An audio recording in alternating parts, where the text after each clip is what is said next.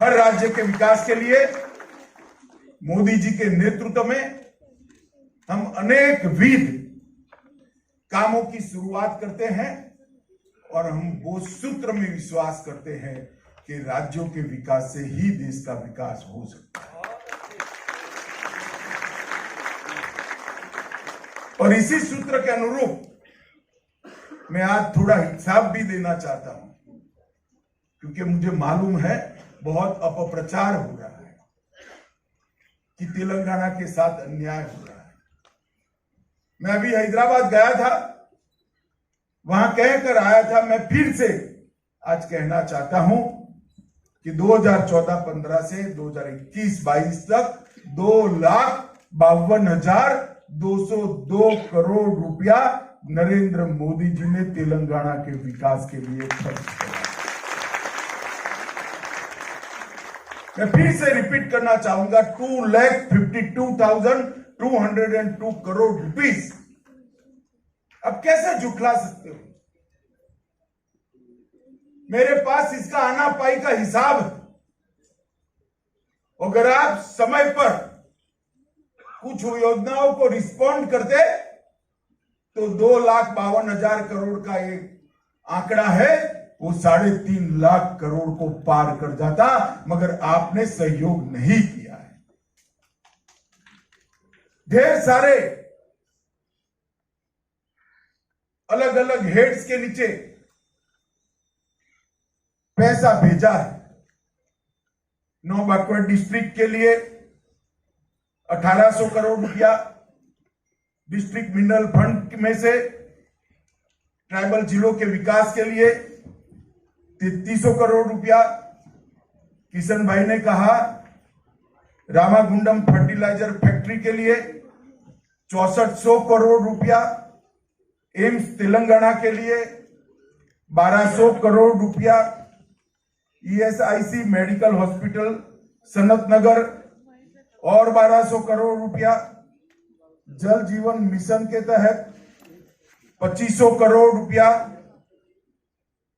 पिछड़ा वर्ग OBC और ST SC के कल्याण के लिए 2,500 करोड़ रुपया। हैदराबाद में NIPER के लिए 300 करोड़ रुपया, 52 लाख लाभार्थियों को मुद्रा लोन के लिए 43,000 करोड़ रुपए देश के प्रथम गृह मंत्री ने किया था। हर साल उसको याद कर वो जुल्मी शासन से हमें निपटारा दिलाने वाले वो महान व्यक्ति को श्रद्धांजलि देनी चाहिए। और इसमें किसी को भी संदेह भी नहीं होना चाहिए और किसी को संकोच भी नहीं होना। तेलंगाना की संस्कृति, नृत्य, संगीत, इतिहास, वेशभूषा और खान पान, वो समग्र भारत की संस्कृति के लिए बहुत गौरवप्रद है। अनेक ऐसे तीर्थ है जो समग्र भारत के लिए आकर्षण का केंद्र है। वारंगल किला हो, आलमपुर हो, संगेश्वर मंदिर हो, रामप्पा मंदिर हो या भद्राचलम हो, देश भर के लोग तेलंगाना को आने के लिए, इसको देखने के लिए तेलंगाना आना चाहते हैं। अनेक प्रभावी और सैकड़ों सालों तक प्रभाव छोड़ने वाले चौलुक्य, काकतीय, सतवाहन, वाकाटक, अनेक राजवंशों ने बड़े बड़े साम्राज्य यहां पर स्थापित किए। तेलुगु संस्कृति को प्रस्थापित करने का काम किया और एक ऐसे इतिहास की रचना की जो सालों तक तेलंगाना क्षेत्र को गौरव दिलाता रहे। आज तेलंगाना राज्य की स्थापना हो गई है। भाई किशन ने 8 साल में क्या क्या होना चाहिए था और क्या नहीं हुआ, इसकी डिटेल बात करेंगे। परंतु मैं आप सबको एक बात निश्चित कहना चाहता हूं, केंद्र में नरेंद्र मोदी जी के नेतृत्व में भारतीय जनता पार्टी की सरकार है। हम राज्य और केंद्र के रिश्ते को रिलीजियसली निभाते हैं। हमने कभी भी ऐसा नहीं सोचा किस राज्य में हमारी सरकार है, किस राज्य में नहीं है। किसी भी राज्य के लिए हमने सौतेला व्यवहार नहीं किया। कोई भी राज्य का मुख्यमंत्री अगर दिल्ली में आता है तो उसका पूरा सम्मान हम करते हैं। और हर राज्य के विकास के लिए हुआ ना, आज भी कोई विवाद है। इन्होंने बंटवारा इस प्रकार से किया कि मन भी अलग हो गए और राज्य के बीच में कटुता की एक बहुत बड़ी खाई। मैं आज इस मौके पर सभी को कहना चाहता हूं कि हम इससे बाहर आए और पूरे देश की एकता और अखंडता को तेलंगाना के विकास के माध्यम से भारत का विकास, इस सूत्र को आत्मसात करते हुए एक महान तेलंगाना की रचना करने के लिए हम सब अपने आप को समर्पित।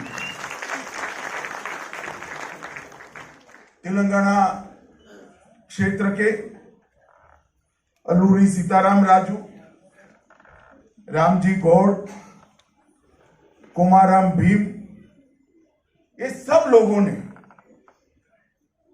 तेलंगाना देश और निजाम से छुटकारा पाने के लिए ढेर सारा संघर्ष करा। इसमें स्वामी रामानंद तीर्थ हो, पंडित नरेंद्र हो, सुरावरम प्रताप रेड्डी हो, कवि दशरथी हो, रंगाचार्य गोविंद भाई श्रॉफ हो या हमारे पूर्व प्रधानमंत्री नरसिम्हा राव हो, इस सबने देश की स्वतंत्रता के लिए और निजाम से तेलंगाना को मुक्ति कराने के लिए ढेर सारा संघर्ष किया।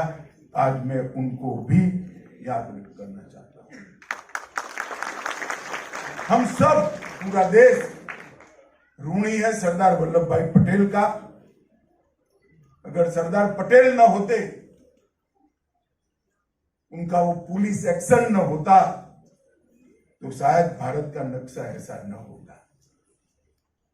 निजाम के जुल्मी शासन से मुक्ति दिलाने के लिए न केवल तेलंगाना, कर्नाटक और महाराष्ट्र के निजाम राज के क्षेत्रों, मगर पूरा देश आज सरदार पटेल का ऋणी है कि उन्होंने निजाम के शासन से मुक्ति दिलाई। मुझे अफसोस है आज भी तेलंगाना विमोचन दिन, हैदराबाद विमोचन दिन मनाया नहीं जाता है। खैर, भविष्य में शासन बदलने वाला है, हम जरूर मनाएंगे।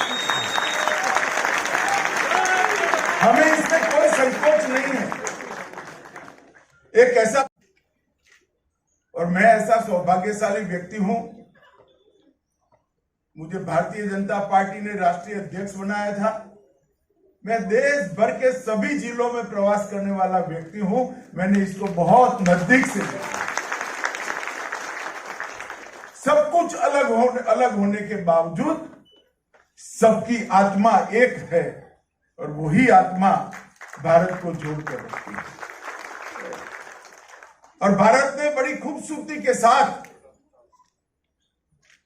विविधता में एकता का ये मंत्र आत्मसात कर सांस्कृतिक एकता से भारत की एकात्मता का रास्ता हमने तय किया है। और आज तेलंगाना भी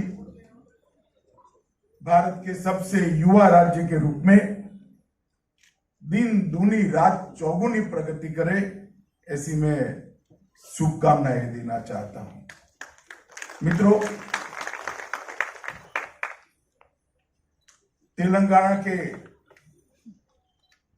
युवाओं के तेलंगाना राज्य की डिमांड के लिए, मांग के लिए जो संघर्ष है, उसकी बात मैं नहीं करूंगा तो मेरी बात अधूरी मानी जाएगी। सालों तक तेलंगाना राज्य की मांग होती रही। 1200 से ज्यादा युवाओं ने अपने जीवन का बलिदान दिया। मैं आज उन सभी युवाओं को मनपूर्वक श्रद्धांजलि देकर मेरी बात की शुरुआत करना चाहता हूं। जहां तक पार्टियों का सवाल है, भारतीय जनता पार्टी ने हमेशा से तेलंगाना राज्य की स्थापना का समर्थन किया था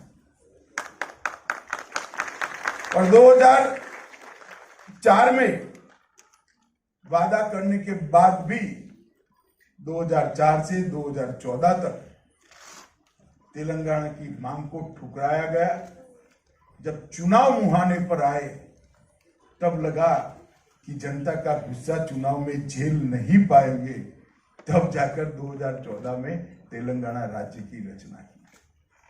मगर उसमें भी काम करने की पद्धति और विचार दोनों प्रदर्शित होते हैं। अटल जी ने भी छत्तीसगढ़ बनाया, उत्तराखंड बनाया, झारखंड बनाया। उनके समय में ही